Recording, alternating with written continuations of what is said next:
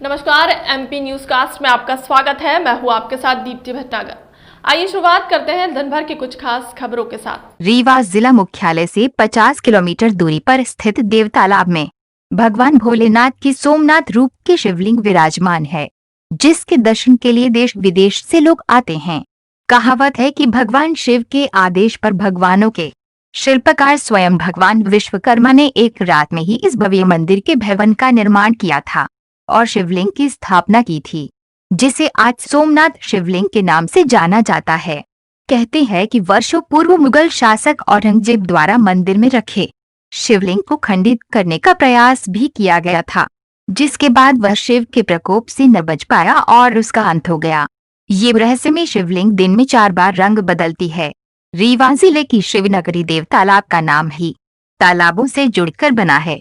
देव तालाब में भगवान भोलेनाथ की सोमनाथ रूप में शिवलिंग विराजमान है। कहते हैं कि त्रेता युग में शिव के परम भक्त श्रृंगी ऋषि देव तालाब में शिव दर्शन की आराधना में लीन थे, जिसके बाद स्वयंभू ने महर्षि को दर्शन देने के लिए विश्वकर्मा को इसी जगह मंदिर बनाने के लिए आदेशित किया और भगवानों के शिल्पकार भगवान विश्वकर्मा ने यहाँ पर खुद से भव्य मंदिर का निर्माण किया। उसके बाद रातों रात यहाँ विशाल मंदिर का निर्माण हुआ और शिवलिंग की स्थापना हुई, जिसे सोमनाथ रूपी शिवलिंग कहते हैं। मंदिर निर्माण के दौरान भगवान विश्वकर्मा ने इस मंदिर को ऐसा आकार दिया है कि मंदिर भवन में किसी भी तरह का कोई जोड़ नहीं है। समूचा मंदिर ही एक विशाल चट्टान में तराशा हुआ है। इसके साथ ही चारों ओर तालाब बना दिए, जिससे सदैव भगवान भोलेनाथ का जलाभिषेक हो सके, और इन्हीं तालाबों के चलते इस नगरी का नाम दे दिया गया देव तालाब। श्रृंगी ऋषि वही महर्षि है जिन्होंने अयोध्या के राजा दशरथ को पुत्र रत्न प्राप्ति के लिए फल भेंट किया था। लोग बताते हैं कि मुगल शासक औरंगजेब के शासन काल में उसके आदेश में सेना ने मंदिर में विराजित भगवान सोमनाथ रूपी शिवलिंग को खंडित करने की कोशिश की थी, जिसके बाद ही उसका सर्वनाश हो गया। कहते हैं कि इस शिवलिंग को तोड़ने का प्रयास किया गया था, जिसके कारण शिवलिंग में 3 दरारें पड़ गई और इसे भगवान शिव की महिमा ही कहेगी कि एक दरार से खून तो दूसरे दरार से दूध और तीसरे दरार से गंगा की धारा निकल पड़ी। तब से ही यहाँ पर भगवान भोलेनाथ के सोमनाथ रूप के दर्शन करने को लेकर श्रद्धालुओं का जमावड़ा लगने लगा। देव तालाब क्षेत्र में सावन, अगहन और फाल्गुन मास का बड़ा ही महत्व है तथा यहाँ पर इन महीनों में मेला लगा करता है और देश विदेश से श्रद्धालु भगवान के दर्शन के लिए आते हैं। इतिहास में ये भी दर्शाया गया है कि भगवान विश्वकर्मा ने जब भोलेनाथ की इस मंदिर को स्वयं से आकार दिया, उसके वर्षों बाद रीवा रियासत के महाराजा ने मंदिर के चारों दिशाओं में 4 अन्य देवी देवताओं का मंदिर बनवा दिया और उस शिवलिंग के अलावा 4 अन्य शिवलिंग की स्थापना कराई गई। एक मान्यता यह भी है कि इस मंदिर के नीचे शिव का एक दूसरा मंदिर भी है और जिसमें चमत्कारिक मणि मौजूद है। कई वर्षों पहले मंदिर के तहखाने से लगातार सांप और बिच्छुओं के निकलने की वजह से मंदिर का दरवाजा हमेशा के लिए बंद कर दिया गया है, जिसके बाद रीवा रियासत के महाराजा ने मंदिर के पिछले द्वार से घुसने का रास्ता बनाने का भी प्रयास किया, परंतु बाद में जब उन्हें लगा कि वे गलत कर रहे हैं तो उन्होंने रास्ता बनाने के विचार को भी निकाल दिया। मंदिर के ठीक सामने एक गड्ढी भी मौजूद थी, जिसका रास्ता जमीन के नीचे से होते हुए मंदिर के नीचे पहुंचता है। देव तालाब मंदिर में विराजमान सोमनाथ भगवान के दर्शन किए बगैर चारों धाम की यात्रा को भी सफल नहीं माना जाता, क्योंकि ये भोलेनाथ के सभी रूपों में ज्येष्ठ रूप है। रविशंकर पाठक की रिपोर्ट।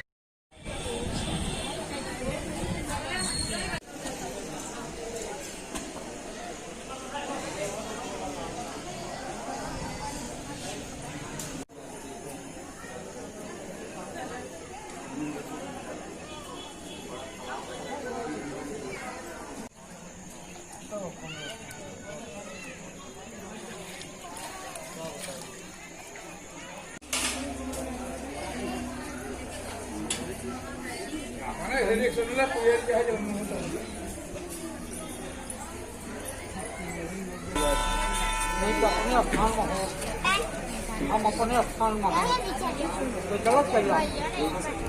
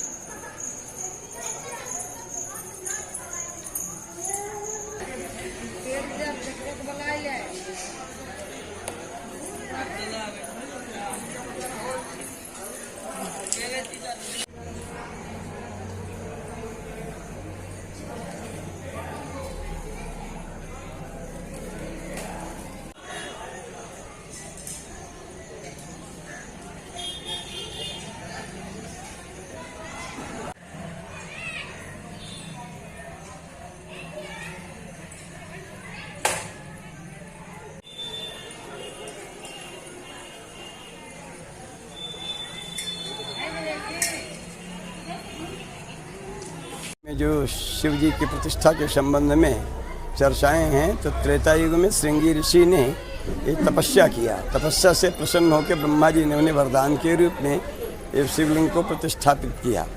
ये एक विश्वकर्मा का बनाया हुआ मंदिर है, किसी मानव निर्मित नहीं है।